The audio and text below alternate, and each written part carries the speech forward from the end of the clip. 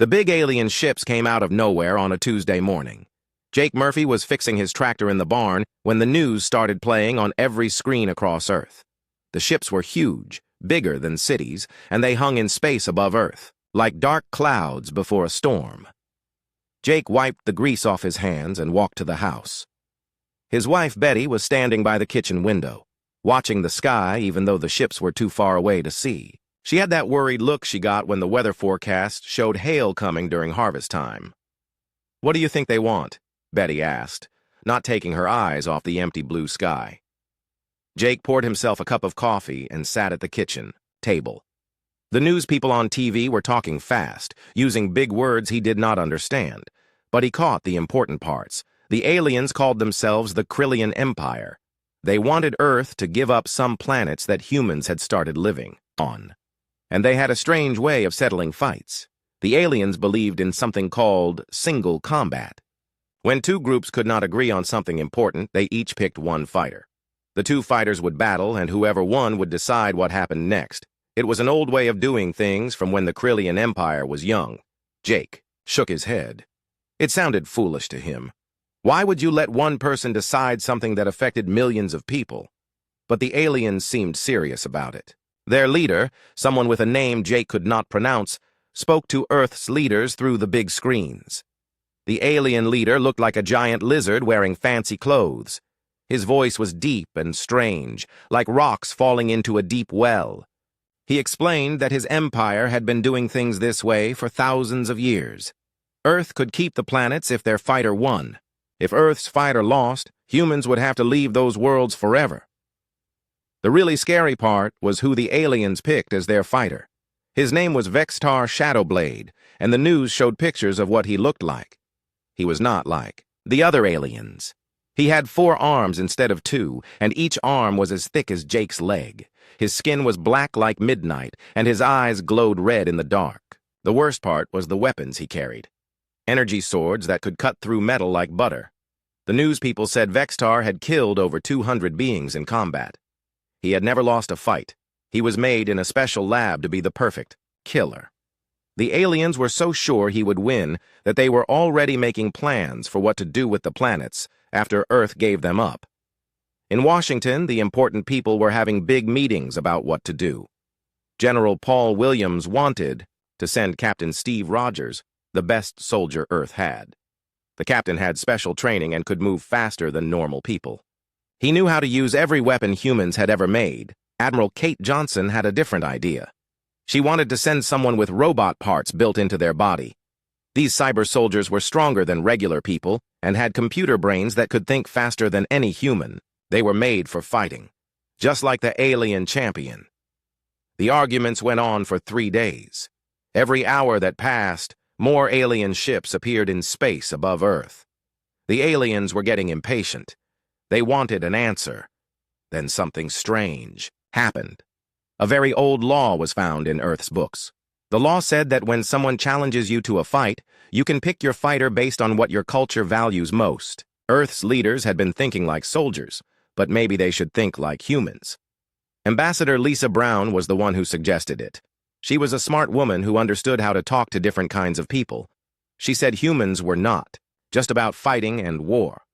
Humans were about growing things, building things, and taking care of each other. Maybe Earth's fighter should show that. The idea seemed crazy at first. How could a regular person fight against a perfect killer?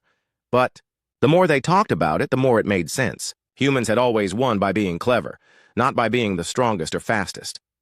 That was when someone remembered Jake Murphy. Jake had no idea any of this was happening when the black cars pulled up to his farm. He was in the back field, checking on his corn. The plants were growing well, and he was happy about that. It had been a good year for farming. The men in suits found him there, standing in the rows of green corn with dirt on his boots and work gloves on his hands. They told him that Earth needed him. They explained about the aliens and the challenge and the fight that would decide everything. Jake listened without saying much. When they were done talking, he looked out at his fields. The corn would need harvesting soon. The weather had been good, and the plants were strong. It would be a shame to waste a good harvest. "Why me?" Jake asked. Ambassador Brown smiled. She had come herself to ask him. because you represent what makes humans special. You feed people. You make things grow. You work hard every day to take care of others. That is what humanity is really about." Jake looked down at the shovel in his hands. It had belonged to his grandfather and his grandfather's father before that. 3 generations of Murphy men had used it to work this same land. The handle was smooth from years of use, and the blade was sharp from being taken care of properly. "What about weapons and training and all that?" Jake asked. "You can have whatever you want," the ambassador said. "But you can also choose to represent us exactly as you are." Jake thought about it. He thought about his grandfather who had farmed this land during the worst drought anyone could remember. He thought about his father who had kept the farm going during the war years when everything was hard to find. They had never given up, no matter what. "I'll do it," Jake said, "but I fight my way." The news that Earth had chosen a farmer to face the alien champions spread across the galaxy in minutes. On the alien ships, Vextar Shadowblade laughed when he heard. A farmer with a shovel against the perfect killer? It would be over in seconds. But Jake Murphy was not worried.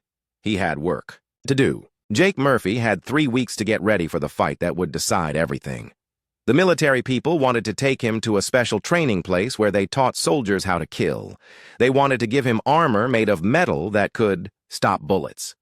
They wanted to teach him how to use laser guns and plasma swords. Jake said no to most of it. "I appreciate the offer," he told General Williams, "but I have my own way of doing things." The general did not understand. "Murphy, you are going to fight the deadliest killer in 3 star systems. He has 4 arms. He moves faster than a human. I can follow. His weapons can cut through tank armor." Jake nodded. "I understand that, but if I try to fight him like a soldier, I will lose. Soldiers train for years to get good at fighting. I have 3 weeks, but I have been a farmer for 30 years.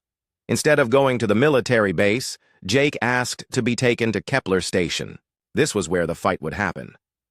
It was a big space station that belonged to nobody, floating between Earth and the alien empire. Both sides agreed it was a fair place to meet. Kepler Station was bigger than any building Jake had ever seen. It had thousands of rooms and could hold 50,000 people. But the part Jake cared about was the agricultural bay. This was where the station grew food for all the people who lived there. The station manager, a woman named Carol Davis, showed Jake around.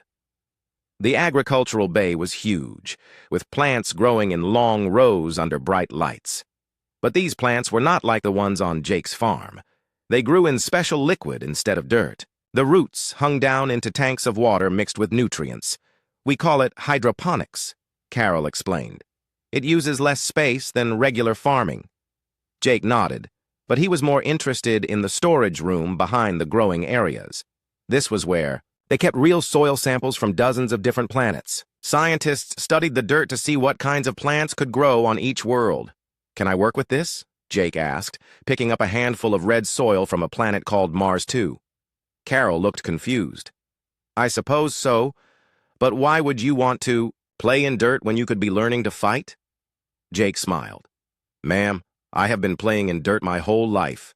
That is how I fight." The military people were not happy with Jake's choice, but they could not force him to train their way. They did give him some things that might help. Sergeant Amy Clark, a small woman who taught hand-to-hand combat, spent time with Jake every day. She did not try to make him into a soldier. Instead, she taught him about alien anatomy. "Krillians have thick skin, but it is softer at the joints," she explained. "Their bones are harder than human bones, but they break the same way if you hit them right." Jake paid attention to these lessons. He learned where the aliens' weak spots were. But mostly, he spent his time in the agricultural bay. Every day, Jake studied different kinds of soil. He learned how sand moved differently than clay. He practiced digging in rocky ground and soft earth. He learned which kinds of dirt made good hiding spots and which kinds would collapse if you dug into them wrong. The other people on the station thought he had gone crazy. Here was a man who was supposed to save humanity, and he spent his days playing with dirt and rocks. Some of them tried to talk to him about it. "Should not you be learning to use weapons?" asked Dr. Frank Miller, one of the station's scientists. Jake was sitting in a corner of the agricultural bay, studying a sample of purple soil from an alien world. "This is my weapon," he said, letting the dirt run through his fingers. I just need to learn how to use it better. News reports from Earth were not kind to Jake. Some people called him a hero for volunteering to fight. Others called him a fool who would get everyone killed. The worst were the ones who said Earth's leaders had lost their minds by choosing a farmer over a real warrior. Jake's wife Betty supported him in their daily video calls. She would sit in their kitchen back on the farm and talk to him like he was still there working in the fields. "The corn is coming along nice," she would tell him. "Your neighbor Bob Peterson has been helping me with the heavy work. He says to tell you that the East Field needs more water when you get back." "I will take care of it," Jake would promise. He never said if he got back. Betty never asked what if he lost. They both knew what was at stake, but they talked about normal things like the weather and the crops and what needed fixing around the farm. The alien champion, Vextar Shadowblade, was also preparing for the fight, but his preparation was very different from Jake's. The alien spent his time in combat, simulation rooms, fighting against computer-generated enemies. He practiced with his 4 energy swords until each movement was perfect. The alien news shows interviewed Vextar several times. He was confident, almost bored. "The human will die quickly," he said in his strange voice. "I will make it clean." There is no honor in making a weak opponent suffer. The Krillian Empire was so sure of victory that they started making plans for the human colonies. They divided up the planets among different alien families. Some would be used for mining. Others would become vacation worlds for rich aliens. They did not even consider what would happen if they lost. Back on Kepler Station, Jake continued his strange training. He mapped out the combat arena where the fight would take place. It was a sphere 100 meters across, filled with different types of terrain. There were hills and valleys, rocky areas and sandy patches, even a small stream running through the middle. Jake studied every inch of it. He learned where the loose rocks were and where the ground was solid. He found the spots where water collected and the places where the dirt was deepest. He practiced moving quietly across different surfaces, learning which areas would make noise when he stepped on them. "You know this place better than the people who built it," Carol Davis told him one day. She had started watching Jake's training sessions, trying to understand what he was doing. "A farmer has to know his land," Jake said. "Every field is different. Some places the soil is rich, some places it is poor. Some spots flood when it rains, others stay dry. If you do not know your land, your crops will fail." "But this is not farmland," Carol pointed out. "This is a combat arena." Jake smiled and picked up his grandfather's shovel. The metal blade gleamed under the station's lights. "Ma'am, everything is farmland if you know how to work it." As the days passed, more and more people came to Kepler Station to watch the fight. Aliens from dozens of different species wanted to see the famous Vextar Shadowblade destroy the foolish human farmer. Humans came too, though most of them expected to watch their champion die. Jake did not pay attention to the crowds or the news reports or the betting odds that heavily favored his opponent. He had work to do. Every morning, he woke up before dawn and went to the agricultural bay. He studied soil samples and practiced his movements. He talked to his plants like he had always done back home. "You grow strong now," he would whisper to the corn plants in the hydroponic gardens. "Show these aliens what Earth can do." 3 days before the fight, Jake received a package from home. Inside was a small bag of soil from his own farm. Betty had included a note. "So you remember where you come from." Jake held the bag of familiar dirt and smiled. He was ready. The galaxy was about to learn that the most dangerous human was not always the one with the biggest gun or the most training. Sometimes it was the one who understood that everything, even a fight to the death, was just another kind of harvest. The day of the fight arrived with crowds from across the galaxy watching. Kepler Station had never seen so many beings in one place. Aliens with tentacles for arms sat next to creatures that looked like walking rocks. Humans filled the cheaper seats, many of them holding signs that said Earth Strong or Murphy's Miracle. Jake woke up at 5 in the morning, just like he did every day back on the farm. He made himself a simple breakfast of eggs and toast in his small room on the station. He read a message from Betty that said the weather back home was perfect for harvesting corn. She reminded him to come home safe because the East Field needed fixing. He put on his regular work clothes, blue jeans, a flannel shirt, and his old work boots. The boots had mud on them from 30 years of farming. Jake saw no reason to clean them now. The combat arena was in the center of Kepler Station. It was a perfect sphere 100 meters across, made of clear metal so everyone could watch from the outside. Inside the sphere, different types of ground had been built to test fighters in various conditions. Jake walked into the arena carrying his grandfather's shovel. The handle was smooth wood, worn by 3 generations of hands. The blade was steel, kept sharp and clean. It was not a fancy weapon, but it was a good tool. The crowd got quiet when they saw him. He looked like any farmer who might be working in a field somewhere. His clothes were plain, his hair was gray, and he moved with the steady pace of a man who had worked hard his whole life. Some people in the crowd laughed. Others shook their heads sadly. Then Vexatar Shadowblade entered the arena. The alien champion was everything the stories said he would be. He stood 8 feet tall, with muscles like steel cables. His skin was black as midnight, and his red eyes glowed in the arena lights. 4 arms extended from his shoulders, each one holding an energy sword that hummed with deadly power. Vextar wore armor that looked like it was made from liquid metal. It covered his body perfectly, leaving only his joints free to move. When he walked, his feet made no sound, and when he moved his arms, the energy swords left trails of blue light in the air. The alien looked at Jake and tilted his head like a puzzled dog. "You are the human champion?" he asked in his deep voice. "I am," Jake said simply. "Where are your weapons? Where is your armor?" Jake held up his shovel. "This is all I need." Vextar laughed, a sound like rocks grinding together. "I have killed warriors who trained their entire lives for combat. I have defeated champions who had weapons that could destroy buildings. You think you can face me with a farming tool? We will find out," Jake said. The referee, a tall blue alien, explained the rules. The fight would continue until one fighter could not continue or gave up. No outside help was allowed. The winner would decide the fate of the disputed planets. "Fighters ready?" the referee asked. Vextar raised all 4 of his energy swords. They buzzed and crackled with power. "I am ready to end this." Jake gripped his shovel with both hands and took a deep breath. He looked around the arena, seeing the hills and valleys, the rocky outcrops and sandy patches. He had studied this place for 3 weeks. Every stone, every grain of dirt was familiar to him now. "I am ready," he said. The referee stepped back. "Begin!" Vextar moved faster than most humans could see. His 4 arms were a blur of motion as he charged across the arena, energy swords aimed at Jake's heart. The alien crowd cheered, expecting the fight to be over in seconds. But Jake was not there when the swords arrived. The farmer had not tried to block or parry the attack. Instead, he had done what farmers do when a storm comes. He had found shelter. Jake rolled behind a rocky outcrop, just as the energy swords sliced through the air where he had been standing. The energy weapons hit the rocks and exploded in showers of sparks and melted stone. The crowd cheered louder, thinking their champion had won. Vextar looked around the smoking rocks, expecting to find a dead human. But Jake was gone. "Where are you, coward?"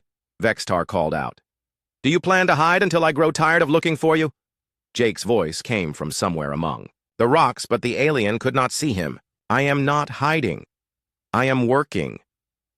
While Vexatar had been charging and attacking, Jake had been doing something else. He had used his shovel to dig a shallow trench in the sandy ground behind the rocks. The trench was only a foot deep, but it was enough to let him crawl from one hiding spot to another without being seen. Vextar moved around the rocky area, looking for his opponent. His energy swords lit up the shadows, but Jake was always one step ahead. Every time the alien thought he had found the human, Jake would be somewhere else. "This is not combat," Vexatar shouted. "This is hiding like a frightened animal." "This is farming." Jake's voice came from a new direction. "Sometimes you have to wait for the right conditions before you can harvest." The alien champion was getting frustrated. He was used to quick fights against opponents who stood and faced him directly. This human kept disappearing and reappearing like smoke. Jake was not just hiding randomly. He was moving with a purpose, using his shovel to change the arena bit by bit. Here he dug a small hole and covered it with loose dirt. There he pried a rock loose from a hillside. In another spot, he used his shovel to redirect the small stream so it flowed into a different area. The crowd began to notice that something strange was happening. The arena looked different from when the fight started. The ground was not the same. Small changes were everywhere, but they added up to something bigger. Vextar finally spotted Jake near the stream. The human was bent over his shovel, digging, in the muddy ground like he was planting crops. "There you are!" the alien roared and charged again. This time, Jake did not run. He stood up slowly and faced the charging alien. In his hands, he held his shovel like he was about to turn soil for spring planting. Vextar raised all 4 energy swords, ready to end the fight with one massive strike. But as his feet hit the ground where Jake had been digging, something unexpected happened. The alien's left foot sank into what looked like solid ground. Jake had dug a hole and filled it with muddy water, then covered the whole thing with a thin layer of dirt and leaves.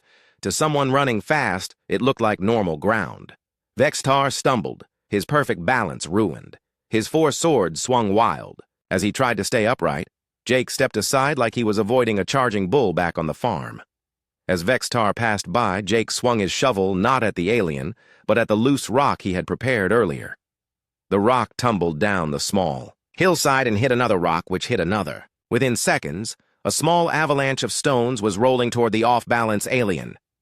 Vextar managed to avoid the worst of the falling rocks, but some of them hit his armor and knocked him further off balance. He rolled away and came to his feet, angrier than before. "Enough games," he snarled. "I will burn this entire arena to ash." The alien raised all 4 energy swords above his head. Jake could see that he planned to release all their power at once, turning the entire fighting area into melted rock. But Jake had been expecting this. For 3 weeks, he had studied not just the arena, but his opponent. Vextar was a perfect killer, but he was used to quick victories. When things did not go as planned, he got angry and made mistakes. "You do that," Jake said calmly, "and you will kill yourself too." For the first time since the fight began, Vextar hesitated. The human was right. Releasing that much energy in a closed space would destroy everything, including the one doing the destroying. In that moment of hesitation, Jake acted. He threw a handful of sand and dirt directly at Vextar's glowing red eyes. The alien champion, perfect killer of the Krillian Empire, was temporarily blinded by a farmer's handful of dirt. Vextar clawed at his eyes, trying to clear away the dirt that Jake had thrown. His 4 energy swords waved wildly as he stumbled around the arena, no longer the perfect killer but a confused and angry creature who could not see his target. "My eyes!" the alien roared. "You dare to use such cowardly tactics!" Jake did not answer. He was already moving, using the time while his opponent was blinded to prepare his next move. This was not cowardly to him. This was smart. On the farm, when birds tried to eat his seeds, he did not challenge them to a fair fight. He used scarecrows and noisemakers and whatever worked to protect his crops. The dirt Jake had thrown was not ordinary dirt. It was a mixture of sand from 3 different planets, chosen for how it would stick to alien eyes. Sergeant Amy Clark had taught him about Krillian anatomy, including the fact that their eyes produced a special fluid to protect them. The sand would mix with that fluid and make a paste that was hard to clear away. While Vextar struggled to see, Jake went to work.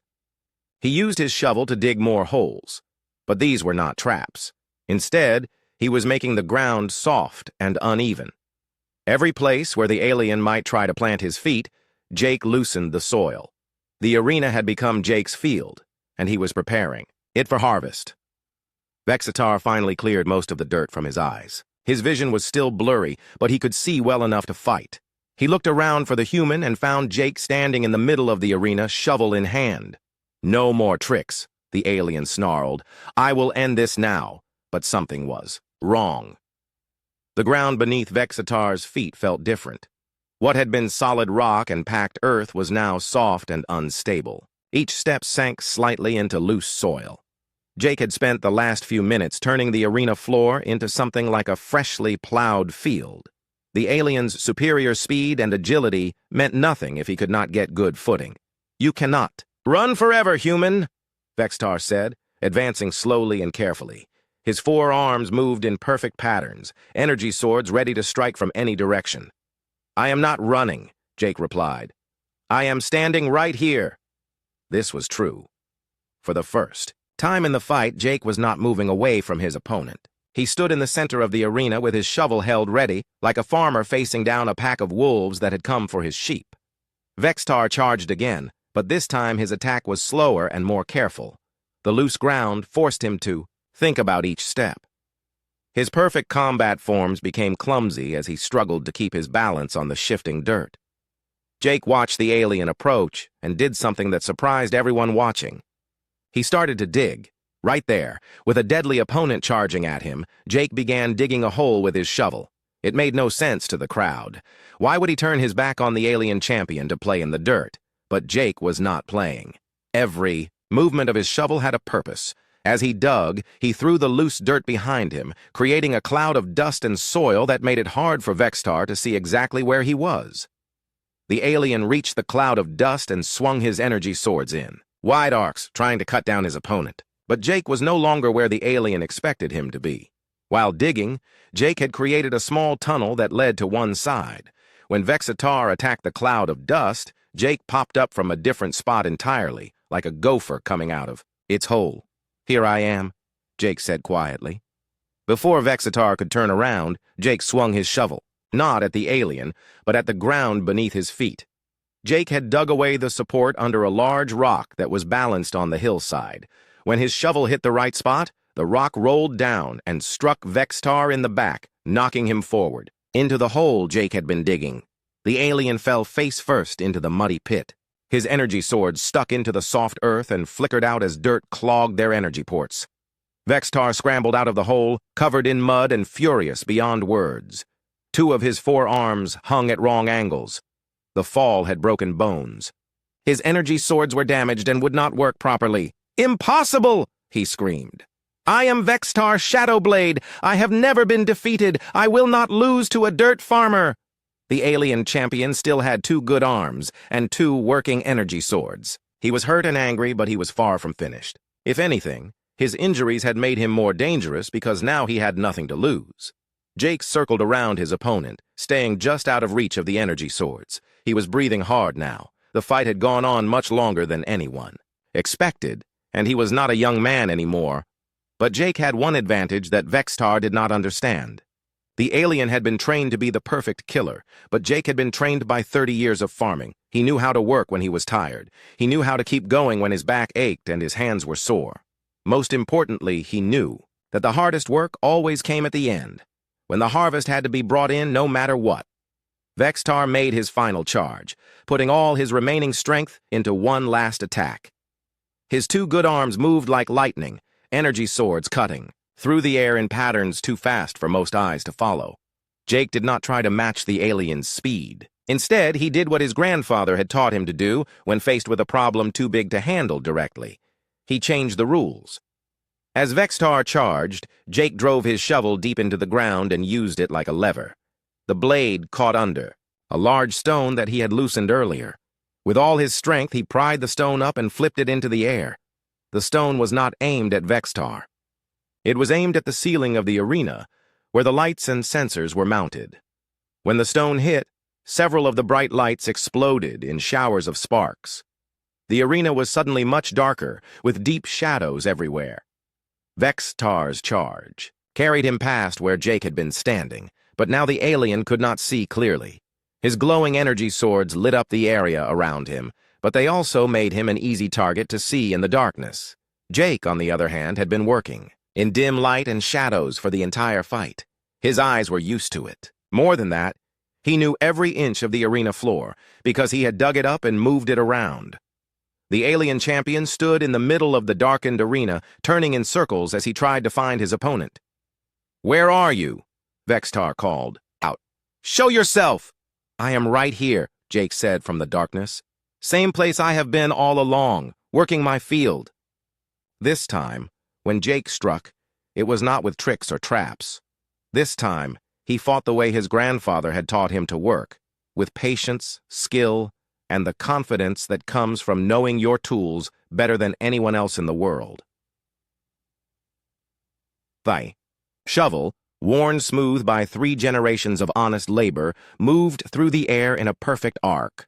The steel blade of Jake's shovel caught Vextar perfectly in the gap between his armor plates, right where the alien's ribs met his shoulder. It was not a killing blow. Jake was a farmer, not a murderer. But it was placed exactly where Sergeant Amy Clark had taught him the alien anatomy was weakest. Vextar dropped his energy swords and fell to his knees in the muddy arena. The perfect killer of the Krillian Empire had been defeated by a tool that was older than both of them, wielded by a man who had never killed anything bigger than a chicken for Sunday dinner. The arena fell completely silent. 50,000 beings from across the galaxy stared in shock at what they had just seen. The human farmer stood over his fallen opponent, breathing hard but still on his feet. Jake pulled his shovel free and took a step back. He was not celebrating or gloating. He looked tired, like he did after a long day of harvest work. "You fought well," Jake said to the alien. "Your people should be proud of you." Vextar looked up at him with confusion in his glowing red eyes. "You defeated me. Why do you not finish it? In combat, the victor kills the defeated." Jake shook his head. "That might be your way, but it is not mine. A good farmer does not destroy what he does not have to destroy. Even weeds have their place in the world." The referee, still stunned by what had happened, managed to find his voice. "The winner is Jake Murphy of Earth!"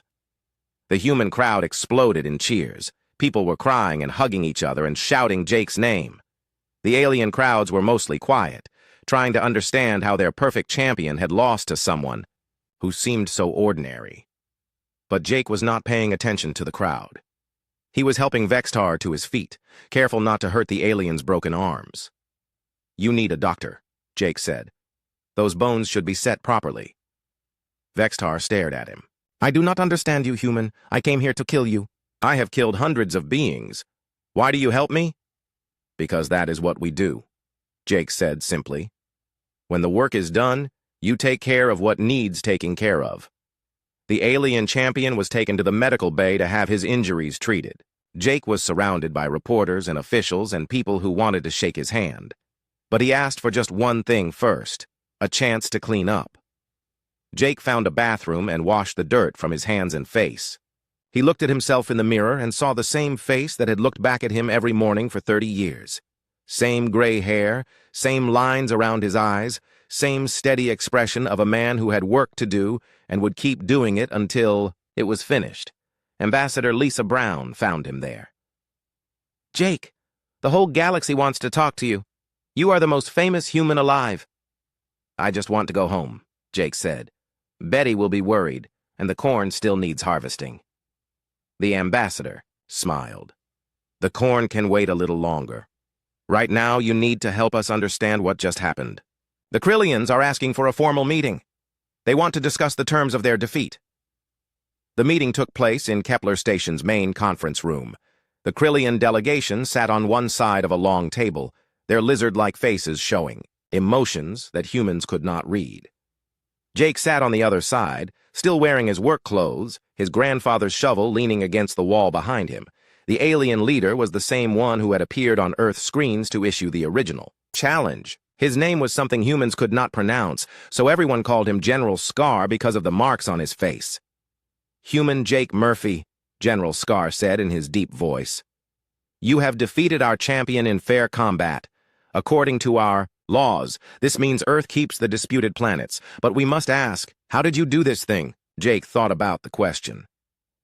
"I did not try to be something I am not. Your champion is a fighter, maybe the best fighter in the galaxy.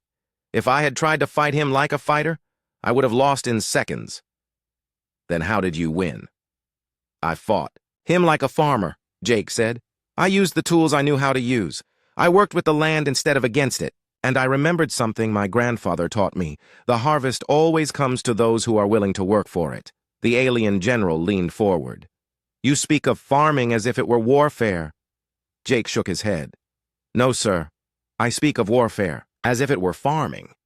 Farming is about making things grow, even when the conditions are bad. It is about being patient and working hard and not giving up when things look impossible. Those are the same things that win wars," one of the other aliens spoke up. "But farming is a peaceful activity. How can it teach combat?" "Farming is not always peaceful," Jake replied. "Every farmer fights battles every day. We fight against drought and flood, against bugs and disease, against soil that does not want to grow anything. We lose some of those battles, but we keep fighting because people need food. And we learned that you can win fights without destroying everything around you. General Scar was quiet for a long time. Finally, he said, "We have ruled our empire by strength and fear for 1,000 years. We believed that the strongest fighter was the best leader. But you have shown us something different." "What is that?" Ambassador Brown asked. "You have shown us that strength is not just about how hard you can hit.